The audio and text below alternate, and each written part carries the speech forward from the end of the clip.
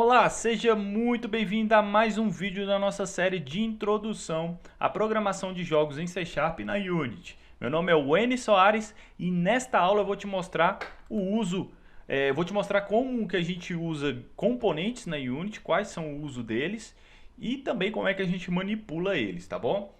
Antes de tudo, você tem que entender o que é um Game Object, né? Um Game Object, ou um objeto de jogo, se a gente for traduzir ao pé da letra, é um objeto que a gente cria na cena aqui na Unity. Então a gente tem a cena, que é o espaço onde a gente cria o nosso jogo, que é essa tela cinza aqui, né? Então qualquer sprite, qualquer objeto 3D, né? Qualquer coisa que eu queira que o meu jogo tenha de visual, né? Eu coloco aqui nessa janela cena, tá bom? Agora o que acontece? Essas coisas, né, que a gente coloca na janela cena chamam-se Game Objects. Aqui na Unity eu tenho um Main Camera, que já foi para o padrão criado aqui nessa cena. Tá? Que já é um objeto que obrigatoriamente tem que ter no seu jogo, que é uma câmera. Né? Todo jogo tem que ter uma câmera. Não importa se é 2D, 3D, não importa o gênero, ele tem que ter uma câmera.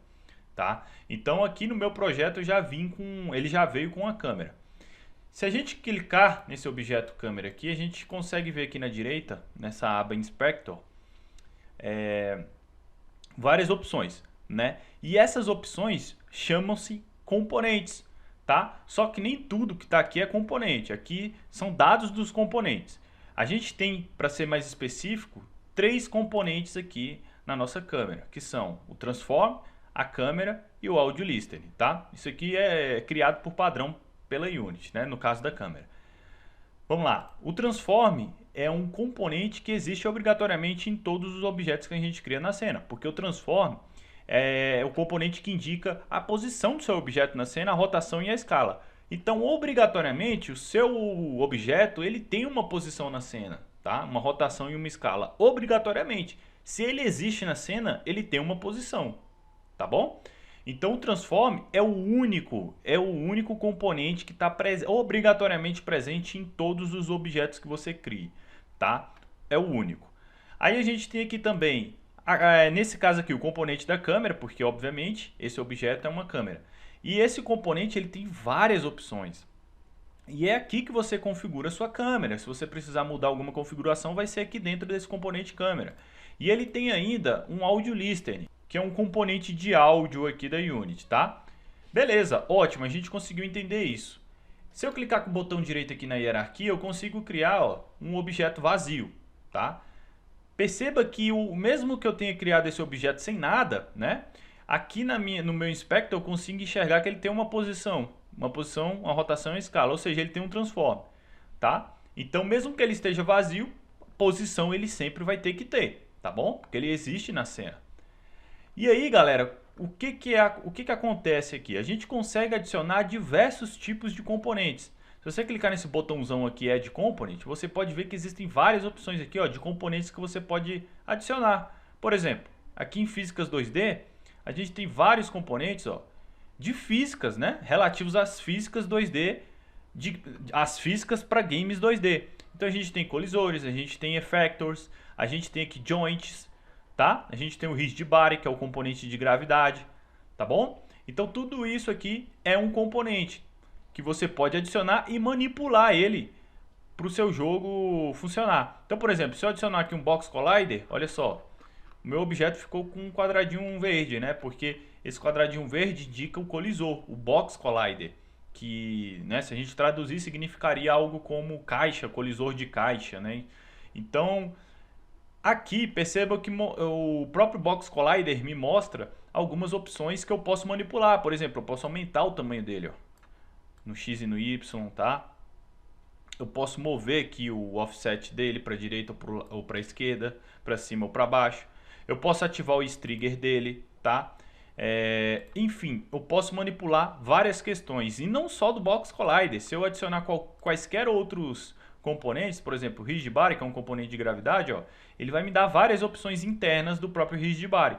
E tudo isso aqui você pode, não só pode, como deve manipular através do Inspector, ou seja, dessa janelona aqui que a gente está vendo, ou através de scripts, tá? Que é onde a gente consegue, através de uso do Get Component, manipular componentes, determinados componentes, tá bom? Para que eles realizem determinadas ações que a gente precise para os nossos jogos, tá bom? Então, enfim, essa é a funcionalidade dos componentes na Unity. Então, existem vários, de vários tipos aqui, tá? Você consegue vir e tá adicionando aqui para o seu objeto. Quais você vai ter que adicionar vai depender do seu jogo, né? Do que você está precisando fazer. Certo? Então, agora a gente conseguiu entender o que são objetos, game objects, e o que são componentes. Mas, e como que eu posso manipulá-los através de scripts? Para isso, você vai trabalhar com uma função chamada getComponent. Eu já criei dois scripts aqui para essa aula, um chamado getComponents e outro chamado personagem. Esse chamado personagem ele tem duas variáveis públicas, uma de vida, uma do tipo int chamado vida com o valor de 10 e uma do tipo string chamada tipos, que seria tipo do personagem com o valor de arqueiro, né, escrito arqueiro na string. Beleza. Aqui o meu outro script não tem nada, porque eu não fiz ainda. O que acontece? A gente consegue, através do uso da função getComponent, manipular componentes que estejam no mesmo objeto que o script está. Então, por exemplo, eu consigo aqui adicionar um box collider e consigo manipular essas informações aqui dele. Então, por exemplo, para que eu consiga fazer isso, eu vou criar aqui uma variável privada do tipo box collider 2D, porque eu quero pegar esse componente, o box collider 2D, que eu vou chamar de box. Vou dar o nome de box. Aí aqui no start, a gente vai dizer o seguinte: box recebe getComponent box collider 2D, tá? Aqui eu estou dizendo o seguinte, que a minha variável de nome box, do tipo box collider 2D, está recebendo o componente box collider 2D que está no mesmo objeto que esse script está. Então, se eu salvar isso aqui, e pegar o script getComponent, que é esse script que a gente acabou de mexer aqui, e colocá-lo aqui, e der um play, não vai dar erro, muito pelo contrário. A Unity vai encontrar esse componente aqui internamente e pronto, está funcionando. O que você precisaria fazer agora é manipular esse box collider. Então, por exemplo, eu conseguiria fazer aqui o seguinte, box.strigger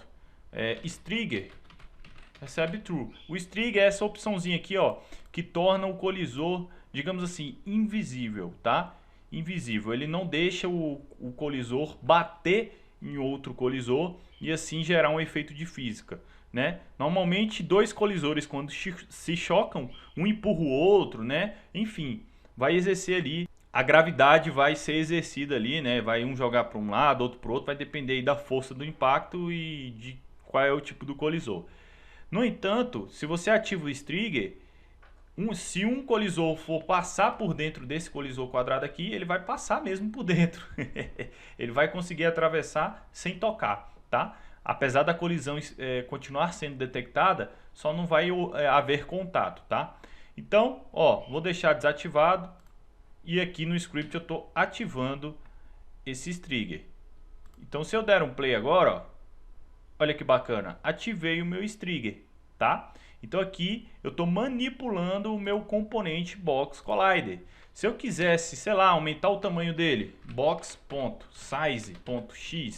recebe 5F, né? Porque é float. Tá, tem que ser um vector 2.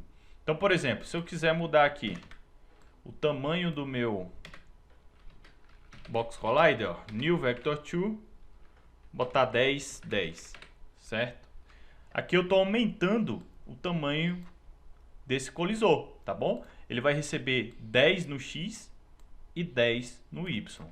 Olha só, vamos testar. Quando eu der um play, essa área verde ela tem que aumentar e o strigger tem que estar ativo. Olha lá, aumentou, ficou grandona, né? Aqui, valor de 10 e o strigger ficou ativo, tá bom? Wenis, mas e qual que é a ideia desse getComponent? O que eu faço com isso? Bom, vai depender do seu jogo. Se você precisar manipular um colisor, Você acabou de ver aqui como que você faz. Se você precisar manipular um rigidbody, a lógica é a mesma, tá? Então, é assim que a gente trabalha com getComponent. A gente usa ele para pegar um componente ou mesmo um script e associá-lo a uma variável, que foi o que a gente fez aqui, tá? E se eu quisesse, olha só, pegar esse script personagem, né? Só lembrando, só mostrando aqui, é um script e não um componente. Primeira coisa que eu teria que fazer é colocar esse script aqui, ó, tá? Ou em outro objeto, não teria problema. Coloquei o script aqui do personagem, ele já veio com esses valores aqui porque eu já coloquei lá no próprio script, tá? E se eu quisesse, ó, fazer o seguinte, ó, private personagem player, vou chamar de player. E aqui embaixo, ó, player recebe get component personagem. Assim eu estou pegando o script player e eu posso manipular esse script player. Olha só que interessante, né? A partir do momento que você coloca um script num game object, conforme está esses dois aqui, ele vira um componente, tá? Porque um script ele nada mais é do que um componente. Então, já que eu associei aqui, eu posso manipular, por exemplo, player. Deixa eu só verificar, ó, as duas variáveis estão públicas, então eu consigo acessá-las através de outro script.